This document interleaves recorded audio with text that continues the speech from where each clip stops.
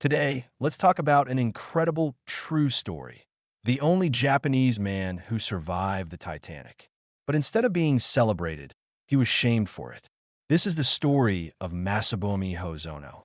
Hosono was a Japanese government worker who was on the Titanic in 1912. He had just finished a work trip in Russia and was heading home to Japan. Like everyone else on board, he had no idea that disaster was about to strike. On April 14th, late at night, the Titanic hit an iceberg. Panic spread fast. People rushed for the lifeboats, desperate to escape the freezing ocean.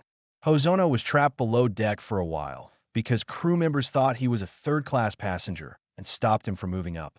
But he didn't give up. When he finally reached the top deck, he saw the chaos. There weren't enough lifeboats, and the rule was women and children first. He thought he was going to die. But then, as one of the last lifeboats was about to leave, an officer shouted, "Room for two more."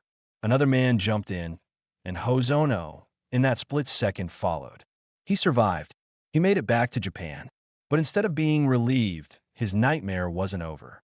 In Japan, people believed in the samurai spirit, honor, duty, and self-sacrifice. Many thought a real man should have died instead of saving himself. The media called him a coward. He lost his job. His name became a symbol of shame, all because he chose to live. For years, his story was hidden. His family didn't talk about it. But in the 1990s, his grandchildren decided to share his personal notes from that night. And suddenly, people saw his story differently. He wasn't a coward. He was just a man who wanted to go home to his family, like anyone would. Hosono's grandson, Haruomi Hosono, went on to become a famous musician, proving that his family's story didn't end in shame. It became a story of resilience. So what do you think?